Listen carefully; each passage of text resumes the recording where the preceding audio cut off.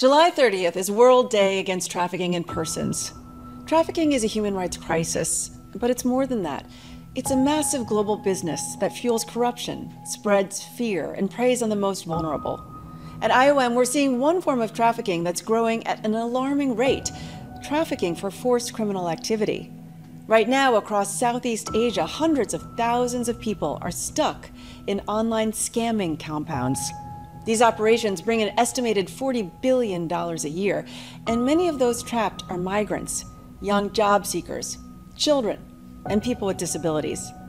Since 2022, IOM has helped nearly 3,000 victims who were trafficked into these compounds, and we've helped them return home safely so they can begin rebuilding their lives. But many more remain stranded, unseen, and unheard.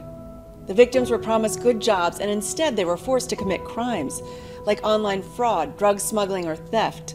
To make matters worse, instead of getting help, they're often arrested, prosecuted, and punished. Let me be clear. No one should be jailed for something they were forced to do. That's why IOM is working with partners to change how those affected by trafficking are identified and supported. We've helped bring people home from the Philippines and Vietnam, and supported hundreds of people in Thailand, Myanmar, and beyond. But it's not enough. We need to do more. So today I'm calling on governments, donors, civil society, and the private sector to step up.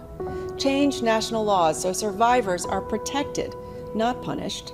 Train frontline workers to recognize the signs of trafficking so they can respond with care.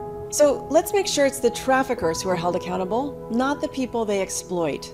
Because until we start protecting people who've been exploited, instead of punishing them, we won't make the progress we need against trafficking.